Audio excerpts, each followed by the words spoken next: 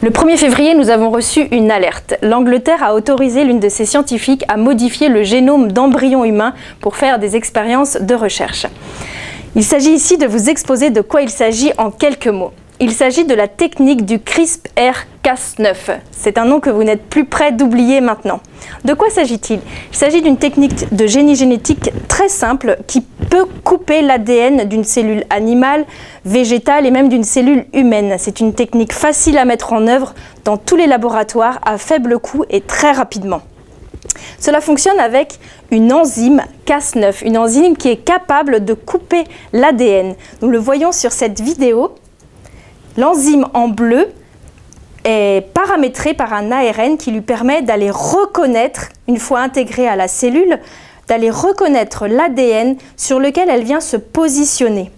Puis, grâce à ses ciseaux moléculaires, elle va couper cet ADN en 2 endroits. Il s'agit d'un véritable petit couteau suisse. L'ADN, une fois coupé, va pouvoir se réparer de lui-même par des systèmes de réparation, mais parfois en intégrant, comme ici en rouge, une mutation. Également, cet ADN double brin qui vient d'être coupé par l'enzyme peut être réparé en y intégrant un autre gène. Nous allons voir ici un gène complémentaire qui est rajouté à l'intérieur de la cellule et qui vient se positionner sur l'ADN et qui va venir s'y fixer. Nous avons ici rajouté un gène à l'ADN. C'est donc un ADN qui vient d'être génétiquement modifié.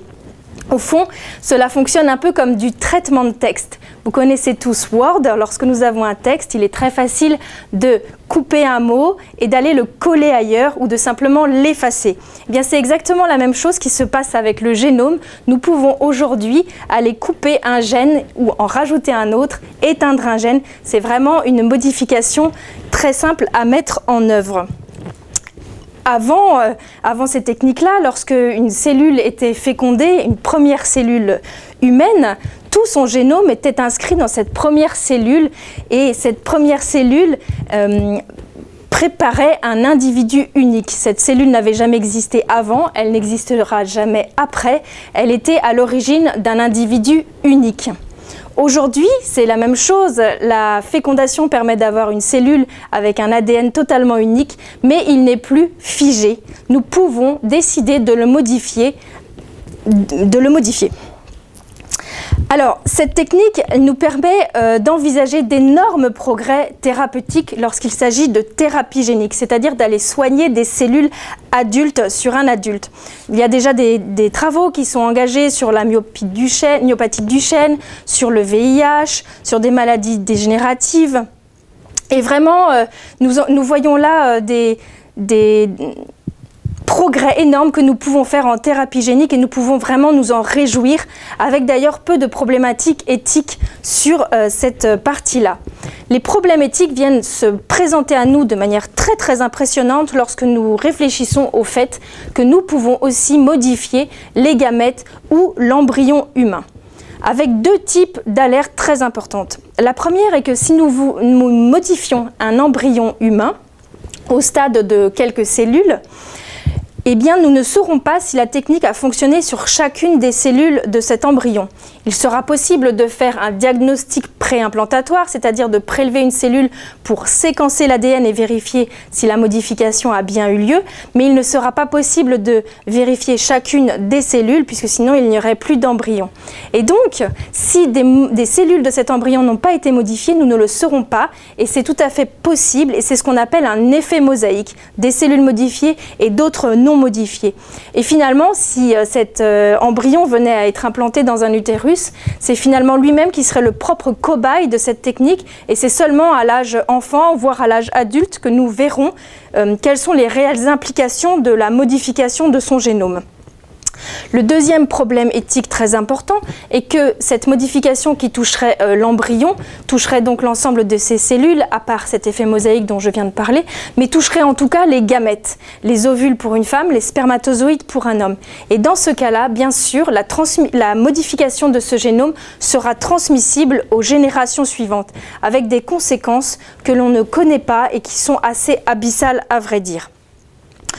Nous sommes là à un stade où l'homme est capable de mettre le doigt sur la vie, avec des conséquences qui sont encore assez incertaines, et en tout cas avec peu de principes de précaution.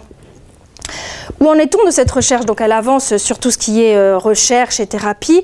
Pour ce qui concerne ces problématiques éthiques, des Chinois ont déjà publié des études sur des embryons humains. Ça a été extrêmement controversé d'ailleurs à cause de ces problématiques éthiques.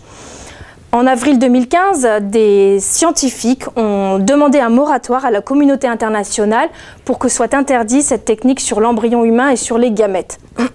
C'est tout à fait inédit que ce soit des scientifiques eux-mêmes qui demandent à la communauté internationale de freiner leurs travaux ou en tout cas de s'emparer de ces questions pour ralentir ces recherches, puisque finalement ils disent à la communauté internationale « arrêtez-nous, on ne sait plus où on met les pieds ». En Angleterre, donc, je le disais au tout début, une scientifique a eu l'autorisation de faire de la modification d'embryons humains dans son laboratoire pour faire des études. Au stade où nous en sommes, ces embryons devront être détruits, mais demain. À Washington, à Londres, il y a eu des conférences pour discuter de ces problématiques éthiques. Et très récemment, l'UNESCO, en octobre 2015, a également édité un rapport avec une demande également de moratoire.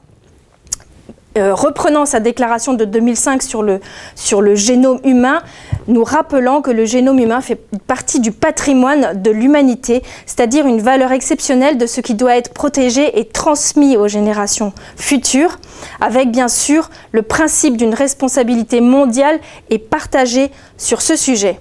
Alors nous, en France, nous avons signé la Convention d'Oviedo qui, dans son article 13, interdit l'intervention sur le génome humain s'il y a des modifications qui seraient transmissibles à la descendance. Et puis nous avons également des lois de bioéthique, mais nous le voyons, nos lois peuvent changer. La loi santé a introduit des modifications sur la recherche sur l'embryon, donc tout peut évoluer. Aujourd'hui en France, la modification du génome de l'embryon est interdite, mais si nous avançons dans ces techniques, si demain nous sommes capables d'enlever une pathologie à un enfant ou de lui rajouter un caractère ou de choisir des caractères, qu'est-ce qui va empêcher la science de continuer à avancer dans ce sens? Qu'est-ce qui dans 15 ans, 20 ans ou peut-être bien plus tôt nous empêchera de décider de créer des bébés à la carte? C'est toute la question qui se pose derrière cette technique du CRISPR-Cas9, c'est tout l'enjeu éthique qu'il est important de connaître et il est vraiment important d'en prendre la mesure.